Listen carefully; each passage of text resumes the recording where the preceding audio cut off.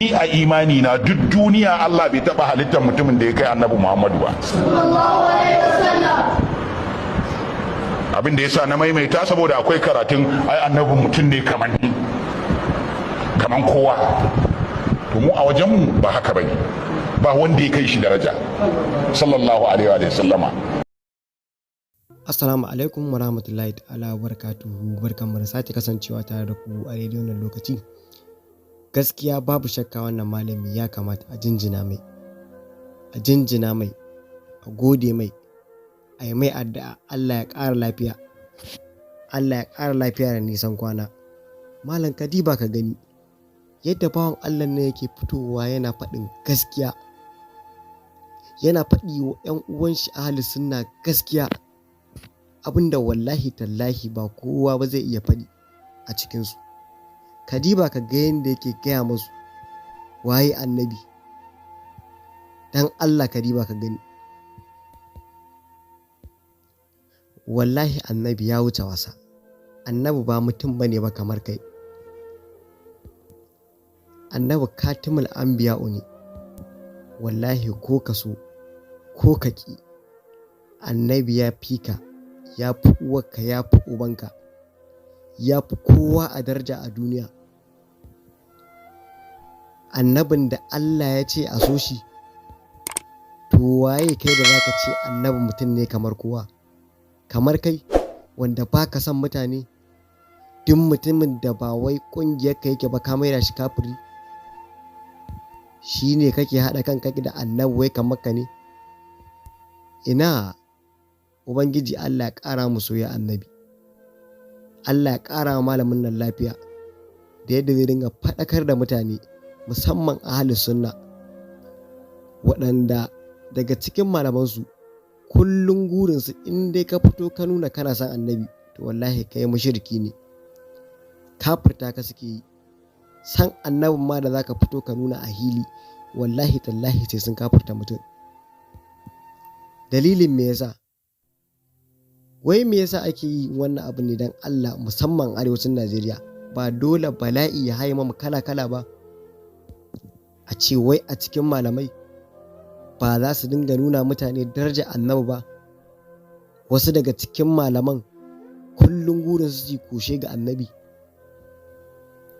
A cikin majalisan ku wanda kuke gudanarwa a masallaci, babu abin da kuke yi in bacin cin mutuncin malamai. Gaskiya malamin nan ya cancanta a gode mai, saboda wallahi na gaba ya yi gaba, na baya kuma wallahi sai bin sahu, sai tsintar hula. Ubangiji Allah ya ƙara lafiya, Allah ya ƙara mu soyayya annabi Muhammad sallallahu alaihi wasallam, Allah ya kashe mu cikin soyayya annabi Muhammad sallallahu alaihi wasallam. Idan yau ne farkon zuwan ka wannan channel tamu mai albarka, muna roƙo da Allah a danna subscribe, a danna alamar ƙararrawa domin samun sababbin shirye-shiryenmu da zarar mun ɗora. Ga cikakken bidiyon da za ku kalla ku sha mamaki. Mun gode. Ni a imani na duk duniya Allah bai taba halittar mutumin da ya kai annabi Muhammadu ba. Abin da yasa na maimaita saboda akwai karatun ai annabi mutum ne kaman kowa. To mu a wajen mu ba haka bane. Ba wanda ya kai shi daraja. Sallallahu alaihi wa sallama. Kuma in kana gwadawa, in ka zo sallar isha'i kayi iqama, idan ka zo ka ce ashhadu an la ilaha illallah, sai ka ce wa ashhadu anna ustadana sahibat tauhidi. Ba kun ce ku masu tauhidi bane? So da haka sai ka cire sunan manzon Allah saboda ya dada tabbata daidai da kai yake, kaman kowa yake. Duk duniya ba wanda zaka kira sunan shi a iqama ka sa iqamar ta zama iqama, kaga ku manzon Allah ba kaman kowa bane kenan.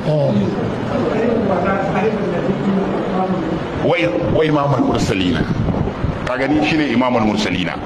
To ka duba daraja irin tashi ba. Wata rana an yi sahu, ya dauki tsimangiya ba, tsimangiya, an san tsimangiya ko? Abinda bai kai bulala ba, dan ice siriri a hannunsa, yana hannunsa galibi yakan rike irin wannan dan hawa doki ko wani abin da ya kama da wannan. Sai za a yi sahu sai wani ya turo cikinsa ya fito daga sahu, da ya ce masa daidaita sahu sai ya amfani da wannan tsimangiyar sai ya dan bigi cikin ya ce matsa baya ka daidaita sahu.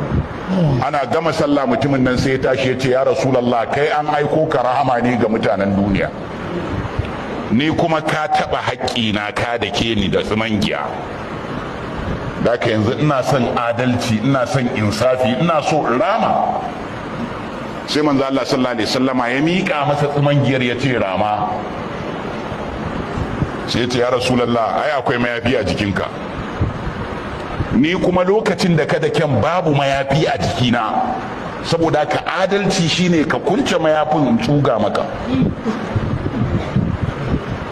Idan annabin Allah za a yi masa kisasi akan tsimangiya, kai kuma dan wane ne kai da zaka ce kai zaka iya zagin kowa wai dan kai ka iya karatu? Matacce da mai rai duka ka zage su wai saboda wai ka iya karatu. Ina certificate ɗinka da ya ce karatun nan naka mai kyau ne? Wataƙila ka ce mana a jami'ar Egypt aka baka digiri, wannan shi ya mai da kai mutumin kirki? Ko kuma ka ce a jami'ar Saudi Arabia aka baka certificate, wannan shi ya mai da kai mutumin kirki?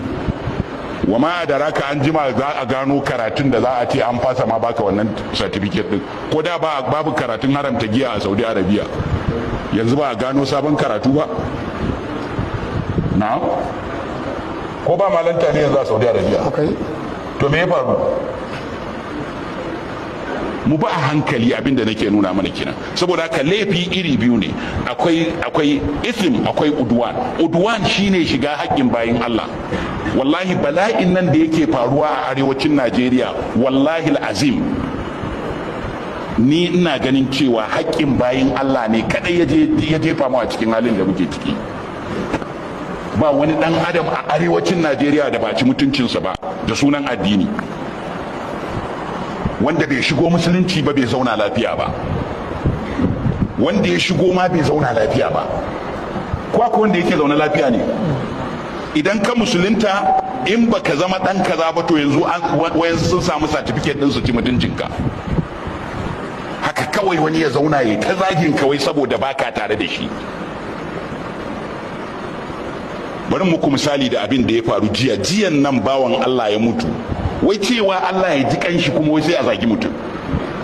Kuma wanda zai zage ka fa bai da almajiri ɗaya da ya haddace alkur'ani, amma wai laifi ne ka cewa wanda ya haddatar da qur'ani ma mutane da yawa, wai laifi ne ka ce Allah ya ji kanshi.